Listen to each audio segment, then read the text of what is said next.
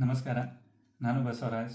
ಇವತ್ತಿನ ವಿಡಿಯೋ ಒಳಗೆ Australia visa process ಬಗ್ಗೆ ಸ್ಟೆಪ್ ಬೈ ಸ್ಟೆಪ್ ತಿಳ್ಕೊಳ್ಳೋಣ. ಟೋಟಲಿ ಎಷ್ಟು ಟೈಪ್ ಆಫ್ ವೀಸಾಸ್ ಅದಾವು, ಏನೆಲ್ಲ ಪ್ರೊಸೆಸ್ ಐತಿ, ಸೊ ಏನೆಲ್ಲ ಎಲಿಜಿಬಿಲಿಟಿ ರಿಕ್ವೈರ್ಮೆಂಟ್ ಐತಿ, ಏನೇನು ಪ್ರಿಪೇರ್ ಮಾಡ್ಕೋಬೇಕು, ಏನೆಲ್ಲ ಡಾಕ್ಯುಮೆಂಟ್ಸ್ ಬೇಕು, ಆ ಡಾಕ್ಯುಮೆಂಟ್ಸ್ನ ಹೆಂಗೆ ಪ್ರಿಪೇರ್ ಮಾಡೋದು, ಸೊ ಇದನ್ನೆಲ್ಲ ಒನ್ ಬೈ ಒನ್ ನೋಡ್ಕೊತ ಹೋಗೋಣ.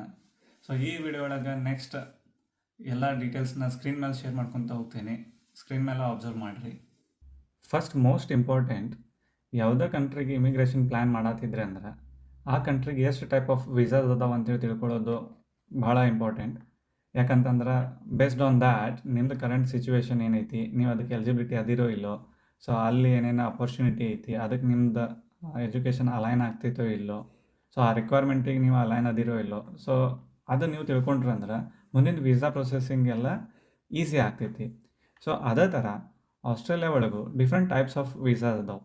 ಸೊ ಅವು ಯಾವ್ಯಾವ ವೀಸಾ ಅಂತಂದ್ರೆ ಮೇಜರ್ ಆಗಿ skilled migration visa most popular for PR. ನೀವು ನನ್ನ ಸ್ಕ್ರೀನ್ ಮೇಲೆ ನೋಡತ್ತಿರ್ಬೋದು, ರೈಟ್ ಸೈಡ್ ಏನೇನು ಗ್ರೀನ್ ಒಳಗೆ ಹೈಲೈಟ್ ಮಾಡೇನಲ್ಲ, ಈ ವೀಸಾನ ಜಾಸ್ತಿ ಜನ ಅಪ್ಲೈ ಮಾಡ್ತಾರು. ಸೊ ಅದ್ರೊಳಗೆ ಮೋಸ್ಟ್ ಪಾಪ್ಯುಲರ್ ಇರೋದು skilled migration visa type. So ಆ ಟೈಪ್ ಒಳಗೆ ಮತ್ತು 3 ಸಬ್ ಕ್ಲಾಸಸ್ ಬರ್ತಾವೆ. First one skilled independent visa subclass 189, skilled nominated visa subclass 190, skilled work regional visa subclass 491. ಇವು ಮೇಜರ್ 3 ಟೈಪ್ಸ್ ಬರ್ತಾವೆ.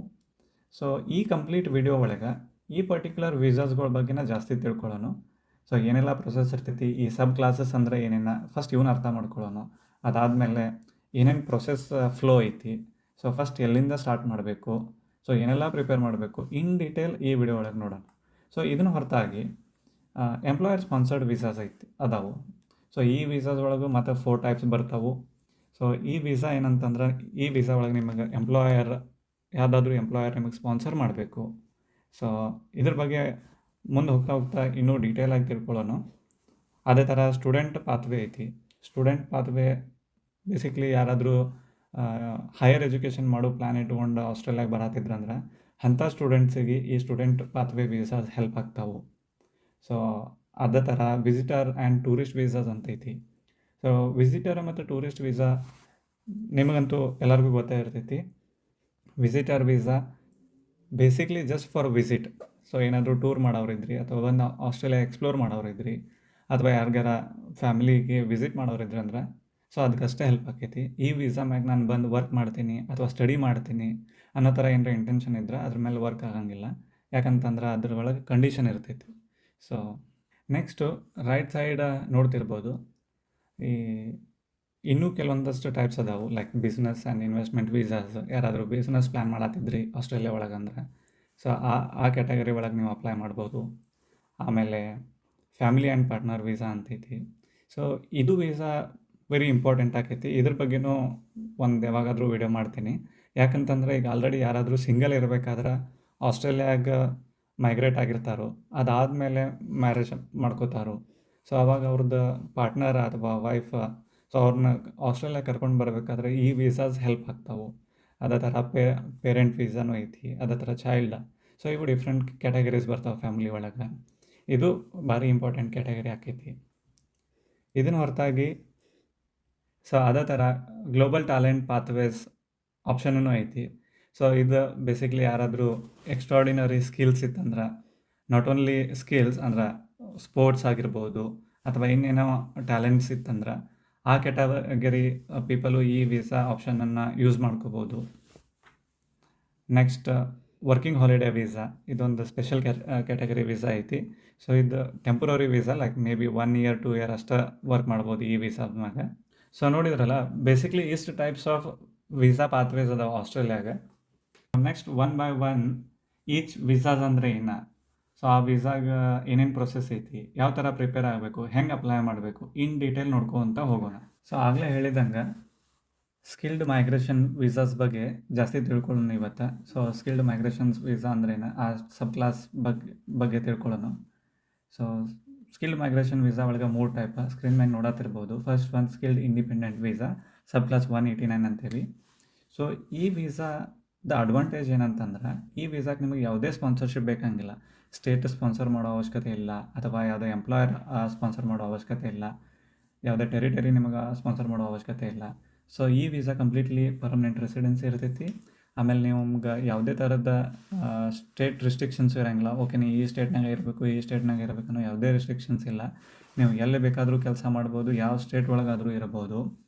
But ಈ ವೀಸಾಗೆ ನಿಮಗೆ ಹೈಲಿ ಕಾಂಪಿಟೇಟಿವ್ ಪಾಯಿಂಟ್ಸ್ ಬೇಕಾಕೈತಿ. ಯಾಕಂದ್ರೆ ಭಾಳಷ್ಟು ಜನ ಇದನ್ನು ಅಪ್ಲೈ ಮಾಡ್ತಿರ್ತಾರೋ.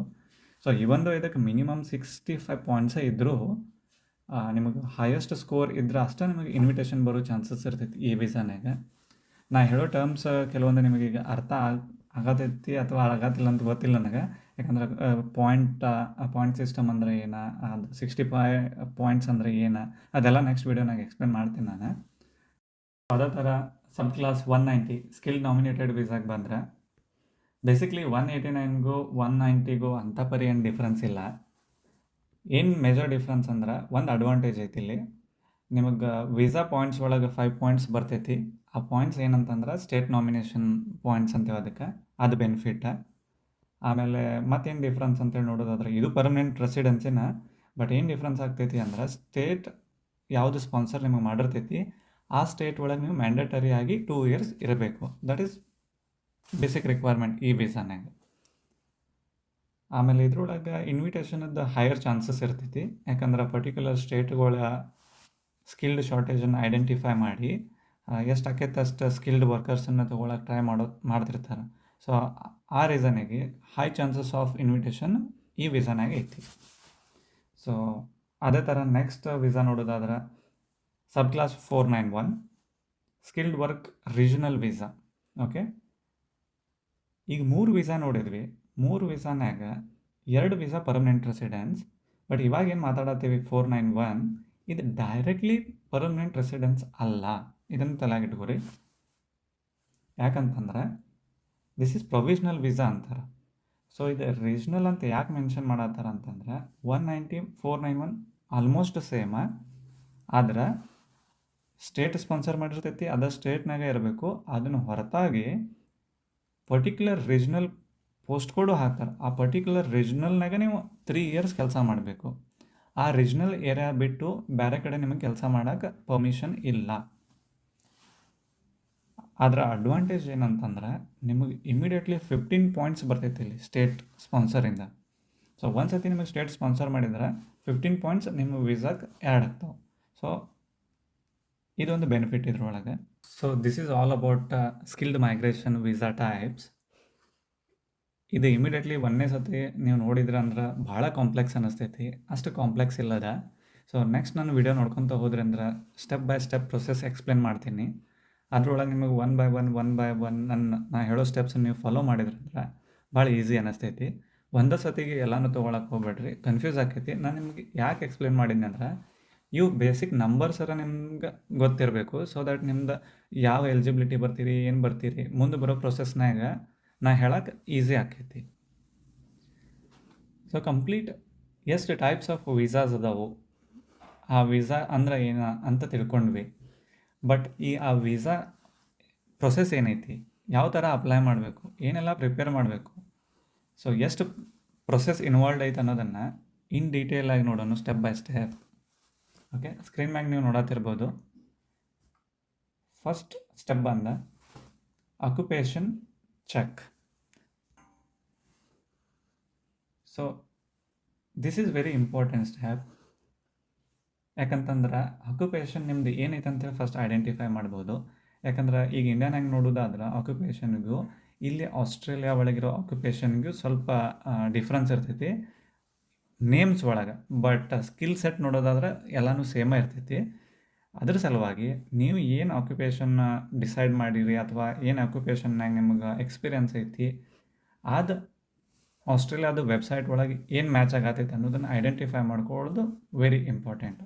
ಸೊ ಅದು ಹೆಂಗೆ ಐಡೆಂಟಿಫೈ ಮಾಡೋದು, ಯಾವ ವೆಬ್ಸೈಟ್ ರೆಫರ್ ಮಾಡಬೇಕು ಅನ್ನೋದನ್ನು ನಾನು ಇನ್ ಡೀಟೇಲ್ ನೆಕ್ಸ್ಟ್ ವಿಡಿಯೋನಾಗ ಹೇಳ್ತೀನಿ. ಸೊ ನೆಕ್ಸ್ಟ್ ಸ್ಟೆಪ್ ಬಂದು verify eligibility for visa subclasses. So ಆಗಲೇ ಎಕ್ಸ್ಪ್ಲೇನ್ ಮಾಡಿದಂಗೆ 189 190 49 ಸಬ್ ಕ್ಲಾಸ್ ಎಕ್ಸ್ಪ್ಲೇನ್ ಮಾಡಿದ್ನಿ. ಬಟ್ ಇವು 3 ಟೈಪ್ ಆಫ್ ವೀಸಾ ಎಲ್ಲರಿಗೂ ಎಲಿಜಿಬಿಲಿಟಿ ಇಲ್ಲ. ಸೊ ಯಾರ್ಯಾರಿಗೆ ಎಲಿಜಿಬಿಲಿಟಿ ಇರ್ತೈತಿ, ಆ ಎಲಿಜಿಬಿಲಿಟಿ ಹೆಂಗೆ ಚೆಕ್ ಮಾಡೋದು, ಸೊ ಅದನ್ನು ನಾನು ಪ್ರೊಸೆಸ್ ಇನ್ ಡೀಟೇಲ್ ಎಕ್ಸ್ಪ್ಲೇನ್ ಮಾಡ್ತೀನಿ. ಬಟ್ ಈಗೇನು ಪ್ರೊಸೆಸ್ ನೀವು ಸ್ಕ್ರೀನ್ ಮೇಲೆ ನೋಡತ್ತಿರಲ್ಲ, ಇದು completely skilled migration process steps. ಅಲ್ಲಿ ನೀವು ನೋಡಿದ್ರಿ ಒಂದೇ ಪೇಜ್ನಾಗ ವಿಸಿಟರ್ ವೀಸಾ ಆಯಿತು, ಸ್ಟೂಡೆಂಟ್ ವೀಸಾ ಆಯಿತು, ಎಂಪ್ಲಾಯರ್ ಸ್ಪಾನ್ಸರ್, ಅದ್ರದ್ದು ಯಾವುದ್ರದ್ದು ಬಗ್ಗೆನೂ ಮಾತಾಡತ್ತಿಲ್ಲ ನಾನು. ಬರೀ ಸ್ಕಿಲ್ಡ್ ಮೈಗ್ರೇಷನ್ ಪ್ರೊಸೆಸ್ ಬಗ್ಗೆ ಮಾತಾಡಕತ್ತೀನಿ. ಸೊ ನೆಕ್ಸ್ಟ್ ಥರ್ಡ್ ಸ್ಟೆಪ್ ನೋಡೋದಾದ್ರೆ ಸ್ಕಿಲ್ ಅಸೆಸ್ಮೆಂಟ್. ಸ್ಕಿಲ್ ಅಸೆಸ್ಮೆಂಟ್ ಅಂತಂದ್ರೆ ವೆರಿ ಬೇಸಿಕ್. ಭಾಳಷ್ಟು ಹುಡುಗರು ಸ್ಕಿಲ್ ಅಸೆಸ್ಮೆಂಟ್ ಭಾಳ ಡಿಫಿಕಲ್ಟ್ ಅಂತ ಹೇಳಿ ತಿಳ್ಕೊತಾರೆ. ನನಗಿದು ಭಾಳ ಇಂಟ್ರೆಸ್ಟಿಂಗ್ ಸಬ್ಜೆಕ್ಟ್. ಇದ್ರ ಮ್ಯಾಗ ಒಂದು ಸಪ್ರೇಟ್ ಇನ್ ಡೀಟೇಲ್ ವಿಡಿಯೋ ಮಾಡ್ತೀನಿ. ಆ ವಿಡಿಯೋ ನೀವು ಏನಾರ ನೋಡಿದ್ರಂದ್ರೆ ಸ್ಕಿಲ್ ಅಸೆಸ್ಮೆಂಟ್ ಇಷ್ಟು ಈಸಿ ಐತಾ ಅನ್ನಿಸ್ತೈತಿ. ಸೊ ಅಷ್ಟು ಡಿಫಿಕಲ್ಟ್ ಮಾಡ್ಕೊಳಕ್ಕೆ ಹೋಗ್ರಿ. ಈ ಒಂದು ಪರ್ಟಿಕ್ಯುಲರ್ ಸ್ಟೆಪ್ ನಾನು ನಿಮಗೆ ವೆರಿ ಕ್ಲಿಯರಾಗಿ ಗೈಡ್ ಮಾಡ್ತೀನಿ. ಹೆಂಗೆ ಡಾಕ್ಯುಮೆಂಟ್ ಪ್ರಿಪೇರ್ ಮಾಡಬೇಕು, ಹೆಂಗೆ ವಿಡಿಯೋಸ್ ಮಾಡಬೇಕು. ಓಕೆ, ಇನ್ನು ಕೆಲವೊಬ್ಬರು ಸ್ಟೂಡೆಂಟ್ಸಿಗೆ ಸ್ಕಿಲ್ ಅಸೆಸ್ಮೆಂಟ್ ಅಂದರೆ ಏನಂತೇಳಿ ಗೊತ್ತಿಲ್ಲ ಅಂತಂದ್ರೆ, ಬೇಸಿಕ್ಲಿ ನಾವು 2 ಕಂಟ್ರೀಸ್ ನಡು ವರ್ಕ್ ಮಾಡತ್ತೀವಿ. ಫಾರ್ ಎಕ್ಸಾಂಪಲ್, ನೀವು ಇಂಡಿಯಾನಾಗ ಏನೋ ಒಂದು ಎಜುಕೇಷನ್ ಮಾಡಿರಿ, ಆಮ್ಯಾಗ ಎಕ್ಸ್ಪೀರಿಯನ್ಸ್ ತೊಗೊಳತ್ತೀರಿ. ಸೊ ಆ ಎಜುಕೇಷನು ಎಕ್ಸ್ಪೀರಿಯನ್ಸನ್ನು ಆಸ್ಟ್ರೇಲಿಯನ್ ಕ್ವಾಲಿಫಿಕೇಷನಿಗೆ ಇವ್ಯಾಲ್ಯುವೇಟ್ ಮಾಡ್ತಾರೆ. ಸೊ ಆ ಪ್ರೊಸೆಸ್ಸಿಗೆ ಸ್ಕಿಲ್ ಅಸೆಸ್ಮೆಂಟ್ ಅಂತಾರೆ. ಸೊ ಇದ್ರೊಳಗಿನ ಜಾಸ್ತಿ ಇಂಟರ್ವ್ಯೂ ಇರೋಂಗಿಲ್ಲ, ಅದಿರಂಗಿಲ್ಲ. ನೀವು ಏನು ಮಾಡತ್ತೀರಿ ಅದು ನಮ್ಮದು ಸ್ಕಿಲ್ ಸೆಟ್ಟಿಗೆ ಮ್ಯಾಚ್ ಆಕೈತೋ ಇಲ್ಲೋ ಅದನ್ನಷ್ಟೇ ಕಂಪೇರ್ ಮಾಡ್ತಾರೆ. ದಟ್ ಸಿಂಪಲ್ ಪ್ರೊಸೆಸ್ ಅದ. ನಾನು ನಿಮಗೆ ಎಕ್ಸ್ಪ್ಲೇನ್ ಮಾಡ್ತೀನಿ ಅದನ್ನು ಹೆಂಗೆ ಮಾಡೋದು ಅಂಥೇಳಿ. ಆಮೇಲೆ ನೆಕ್ಸ್ಟ್ ಸ್ಟೆಪ್ ಬಂದು ಇಂಗ್ಲೀಷ್ ಟೆಸ್ಟ್. ಭಾಳಷ್ಟು ಹುಡುಗರು ಈ ವೀಸಾಗ ಇಂಗ್ಲೀಷ್ ಟೆಸ್ಟ್ ಐತೆ ಆತು ಬಿಡ್ತಾ ಇದು ನಮಗೆ ಆಗಂಗಿಲ್ಲ ಅಂಥೇಳಿ ಹಿಂದೆ ಸರಿತಾರೆ. ಸೊ ಹಂಗೆ ಮಾಡೋಕ್ಕೆ ಹೋಗ್ಬೇಡ್ರಿ. ಸೊ ಇದ್ರೊಳಗೆ ವೆರೈಟಿ ಆಫ್ ಸ್ಟೆಪ್ಸ್ ಅದಾವೆ ಇಂಗ್ಲೀಷ್ ಟೆಸ್ಟ್ನಾಗ. ಎಲ್ಲರಿಗೂ ಸೇಮ್ ಬ್ಯಾಂಡ್ ಬೇಕಾಗಿಲ್ಲ.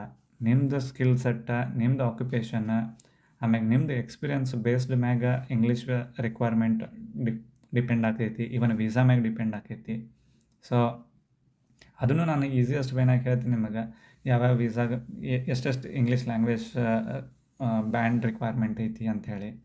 ಸೊ ಬೇಸಿಕ್ಲಿ ಇನ್ ಇಂಡಿಯಾನಾಗ ನಾವು IELTS ತೊಗೋತೀವಿ, ಇಲ್ಲಾಂದ್ರೆ PT ತೊಗೋತೀವಿ. ಸೊ ಇದನ್ನು ಈ ಒಂದು ಸ್ಟೆಪ್ ನೀವೇನಾರ ಡೆಡಿಕೇಟೆಡ್ ಆಗಿ ಮಾಡಿದ್ರಿ ಅಂತಂದ್ರೆ ರಿಮೈನಿಂಗ್ ವೀಸಾ ಪ್ರೊಸೆಸ್ ಈಸಿ ಆಕೈತಿ. ಸೊ ಭಾಳಷ್ಟು ಹುಡುಗರು ಓಕೆ ಇಂಗ್ಲೀಷ್ ನನಗೆ ಆಗಂಗಿಲ್ಲ ಅಂತೇಳಿ ಹಿಂದೆ ಸರಿದು ಬಿಡ್ತಾರೆ. ಬಟ್ ಅವ್ರ ಕಡೆ ಇರೋ ಒಳ್ಳೆ ಸ್ಕಿಲ್ಲನ್ನು ಆ ಇಂಗ್ಲೀಷ್ ಜೊತೆ ಕಂಪೇರ್ ಮಾಡಿ ಅವ್ರಿಗಿರೋ ಸ್ಕಿಲ್ಲನ್ನು ಅಲ್ಲೇ ಕಿಲ್ ಮಾಡ್ತಾರೆ. ಸೊ ಹಂಗೆ ಮಾಡೋಕ್ಕೆ ಹೋಗ್ಬೇಡ್ರಿ. Take a chance. ಆಮೇಲೆ ಮುಂದುವರಿಯೋಕ್ಕಿಂತ ಮುಂಚೆ ಸ್ಕಿಲ್ ಅಸೆಸ್ಮೆಂಟು ಮತ್ತು ಇಂಗ್ಲೀಷ್ ಟೆಸ್ಟದ ಪ್ರೊಸೆಸ್ನಾಗ ನನ್ನ ಎಕ್ಸ್ಪೀರಿಯನ್ಸ್ ಮ್ಯಾಗ ನಾನು ಸ್ವಲ್ಪ ಸ್ಟೆಪ್ಪನ್ನು ಉಲ್ಟಾ ಮಾಡ್ಕೋತೇನೆ. ನಾನು ಆಲ್ವೇಸ್ ಇಂಗ್ಲೀಷ್ ಟೆಸ್ಟನ್ನು ಫಸ್ಟ್ ಇಟ್ಕೋತೀನಿ, ಸ್ಕಿಲ್ ಅಸೆಸ್ಮೆಂಟನ್ನು ಸೆಕೆಂಡ್ ಇಟ್ಕೋತೀನಿ. ಓಕೆ, ಯಾಕಂತಂದ್ರೆ ಸ್ಕಿಲ್ ಅಸೆಸ್ಮೆಂಟ್ ಏನೈತಲ್ಲ ಇದಕ್ಕೆ ಸ್ವಲ್ಪ ಕಾಸ್ಟ್ ಇನ್ವಾಲ್ವ್ ಆಕೈತಿ. ಇಂಗ್ಲೀಷ್ ಟೆಸ್ಟಿಗೆ ಸ್ವಲ್ಪ ಕಾಸ್ಟ್ ಕಡಿಮೆ ಇನ್ವಾಲ್ವ್ ಆಕೈತಿ. ಆದರೆ ಇವು ಎರಡು ಹೆಂಗೆ ಕೋರಿಲೇಟ್ ಅದಾವ ಅಂತಂದ್ರೆ, ಇನ್ ಕೇಸ್ ನೀವು ಸ್ಕಿಲ್ ಅಸೆಸ್ಮೆಂಟ್ ಇವತ್ತು ತೊಗೊಂಡ್ರಿ, ಅದಕ್ಕೊಂದು ಎಕ್ಸ್ಪೈರಿ ಡೇಟ್ ಸೆಟ್ ಆಕೈತಿ. ಸೊ ಅದಾದಮೇಲೆ ನೀವು ಇಂಗ್ಲೀಷ್ ಟೆಸ್ಟ್ ತೊಗೊಳಕ್ಕೆ ಹೋದ್ರಿ, ಅಲ್ಲಿ ನೀವು ಇಂಗ್ಲೀಷ್ ರಿಕ್ವೈರ್ಡ್ ಬ್ಯಾಂಡ್ ನೀವು ಸ್ಟ್ರಗಲ್ ಮಾಡಕತ್ತೀರಂದ್ರೆ ಅಲ್ಲಿ ನೀವು ಸ್ಕಿಲ್ ಅಸೆಸ್ಮೆಂಟ್ ಸರ್ಟಿಫಿಕೇಟದ್ದು ಎಕ್ಸ್ಪೈರಿ ಡೇಟನ್ನು ನೀವು ಕಳ್ಕೊಂಬಿಡ್ತೀರಿ.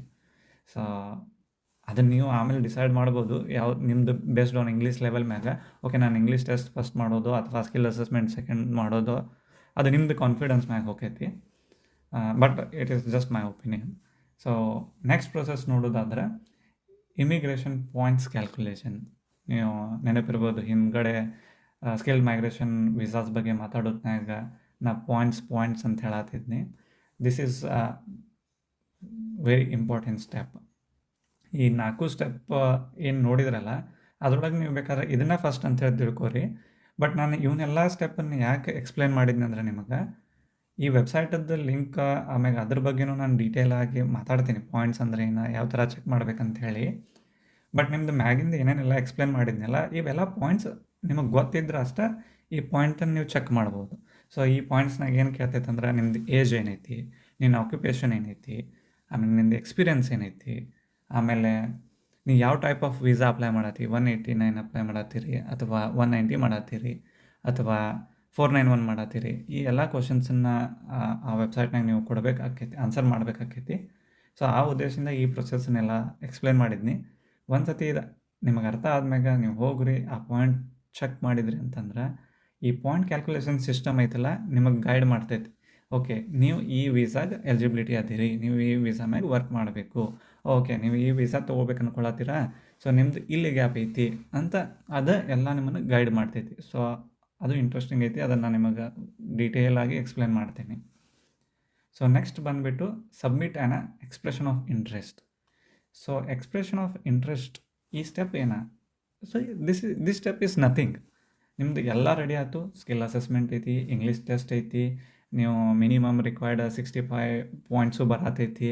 ಸೊ ಎಲ್ಲ ಎಲಿಜಿಬಿಲಿಟಿನೂ ಮೀಟ್ ಆಗಿರಿ ಅಂತ ಅಂದಮ್ಯಾಗ ಈ ಎಕ್ಸ್ಪ್ರೆಷನ್ ಆಫ್ ಇಂಟ್ರೆಸ್ಟನ್ನು ಲಾಡ್ಜ್ ಮಾಡಬೇಕು. ಇದರ ಅರ್ಥ ಆಸ್ಟ್ರೇಲಿಯನ್ ಗೌರ್ಮೆಂಟ್ ಅಥವಾ ಪರ್ಟಿಕ್ಯುಲರ್ ಸ್ಟೇಟ್ ಆರ್ ಟೆರಿಟರಿಗೆ ನೀವು ಇನ್ಫಾರ್ಮ್ ಮಾಡತ್ತೀರಿ, ನನ್ನ ಕಡೆ ಈ ಸ್ಕಿಲ್ ಐತಿ, ನಾನು ನಿಮ್ದು ಈ ಟೈಪ್ ಆಫ್ ವೀಸಾನ ಎಕ್ಸ್ಪೆಕ್ಟ್ ಮಾಡತ್ತೀನಿ, ಅದ್ರ ಸಂಬಂಧ ವೇಟ್ ಮಾಡತ್ತೀನಿ ಅಂಥೇಳಿ ಅವ್ರಿಗೆ ಎಕ್ಸ್ಪ್ರೆಸ್ ಮಾಡತ್ತೀರಿ.